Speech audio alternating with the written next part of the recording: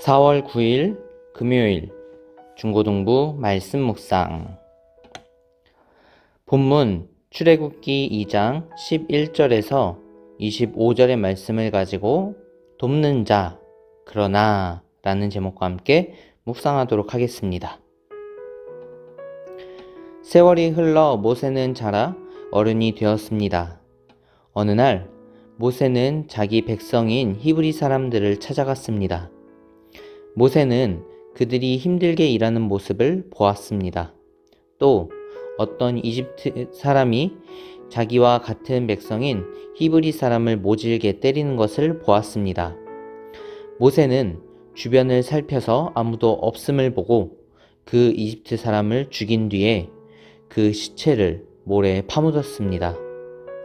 이튿날 모세가 다시 나가니 히브리 사람 둘이 서로 다투고 있는 모습이 보였습니다. 모세는 그 중에서 잘못한 사람에게 말했습니다. 왜 당신과 한 핏줄인 사람을 때리는 거요?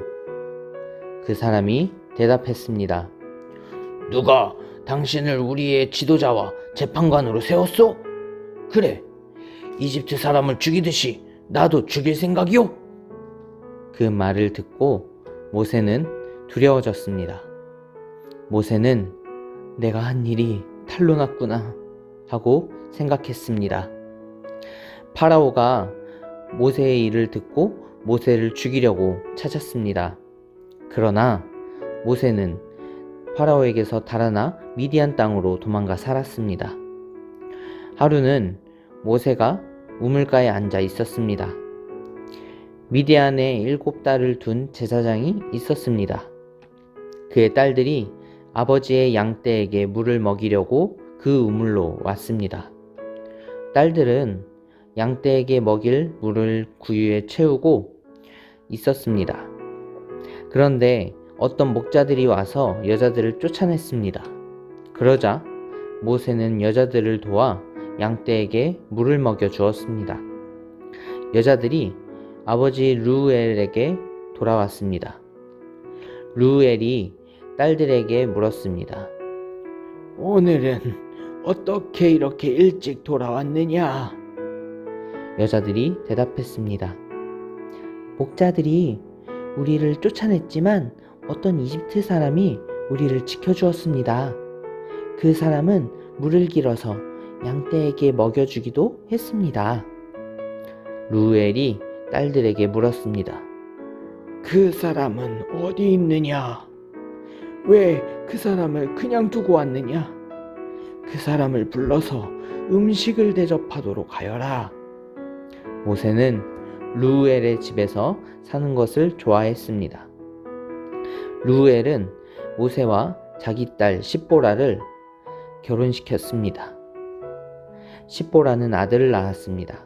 모세는 자기 땅이 아닌 곳에서 나그네로 살고 있었기 때문에 그 아들의 이름을 게르솜이라고 지었습니다.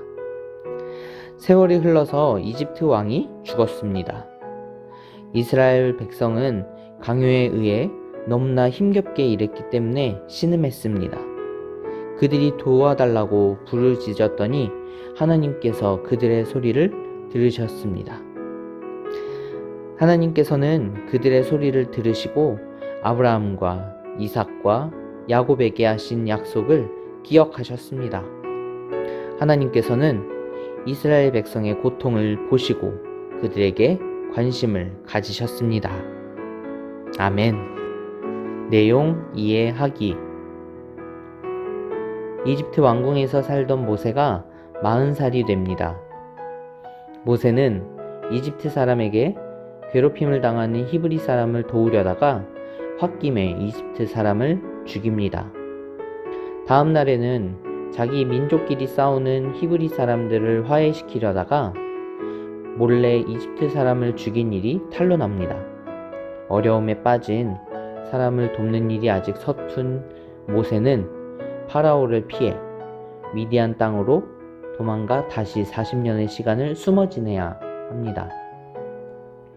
모세가 미디안 땅 우물가에 앉아 있는데 르우엘의 딸들이 우물가에 와서 양떼에게 물을 먹이려고 합니다. 어떤 목자들이 와서 르우엘의 딸들을 쫓아내자 모세가 그들을 도와줍니다. 그 일을 계기로 오갈 데 없던 모세는 르우엘의 집에 머무를 수 있었고 르우엘의 딸 십보라와 결혼까지 합니다.